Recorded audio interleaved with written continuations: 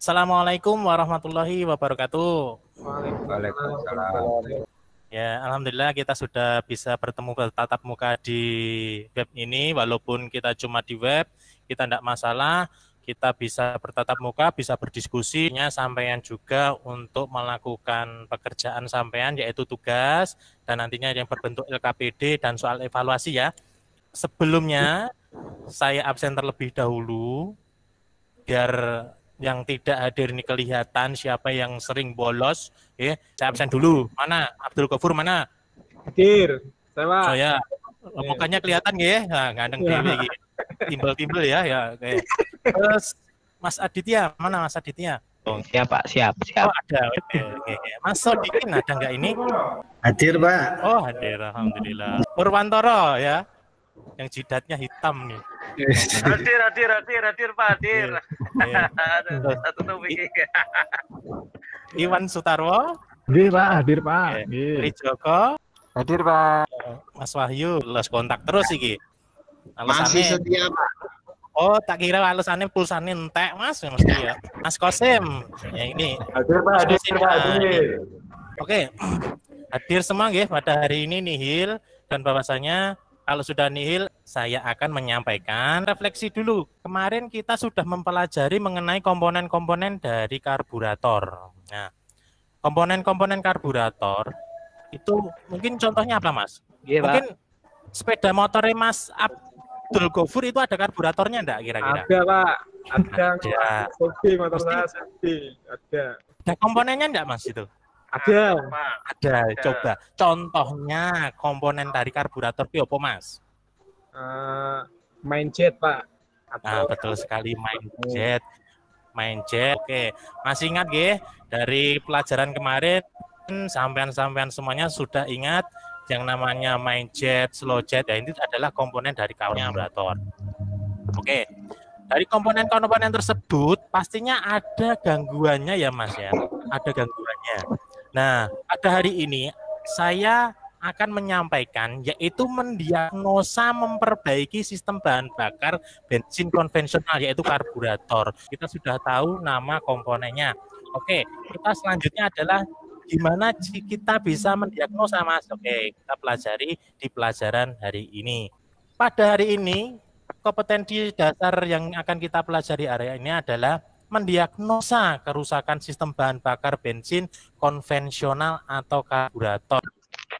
KD yang 4.15 ini, kita nanti setelah mendiagnosa kerusakan, pastinya kita harus mampu memperbaiki. Dari tujuan pembelajaran ini nanti, saya harapkan sampean bisa mengidentifikasi letak kerusakannya di mana, gitu loh. Kerusakannya dari sistem karburator itu nanti.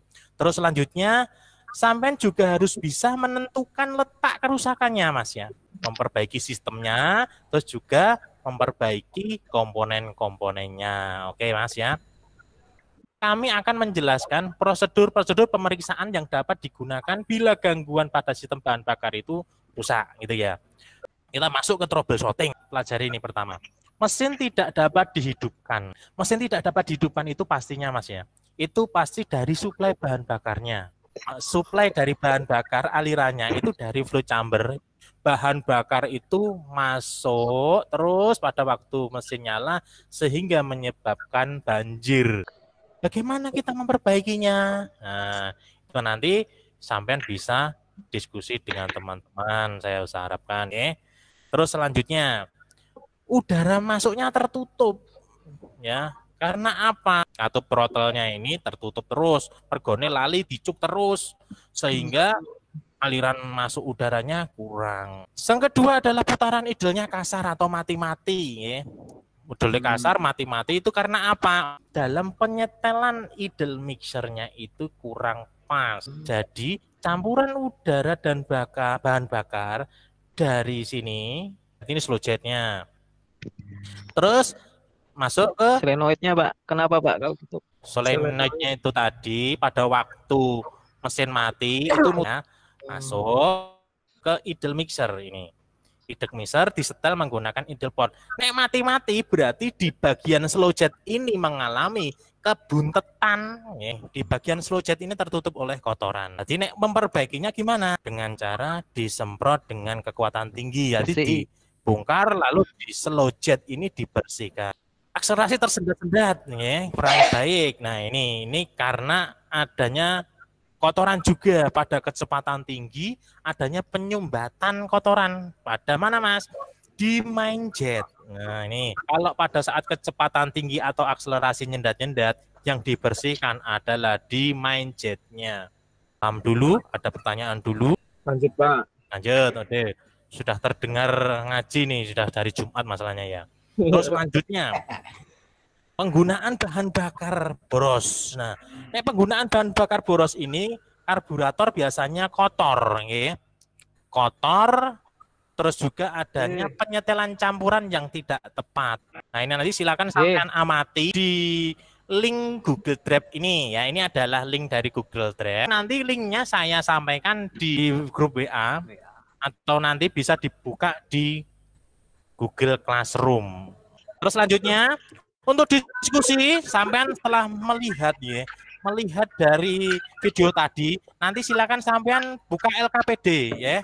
LKPD dari Google Drive ini nanti dibuka buka, nanti dikerjakan ya. Terus nanti untuk linknya selesai, difoto boleh, dikirim balik boleh setelah diisi. Nah, ini untuk kelompoknya saya atur juga untuk Abdul Ghafur dengan Aditya dengan Sodikin. Terus selanjutnya Purwantoro, Iwan dengan Trijoko. Terus selanjutnya yang berdua, yang sering berduaan yaitu Wahyu dan Kosim ya. Iya, Mas ya. Oke, nanti silakan dibuka di Google Classroom untuk LKPD-nya. Terus selanjutnya saya harapkan setelah sampean selesai mengirimkan LKPD, nanti tolong sampean lakukan evaluasi pada link ini ya.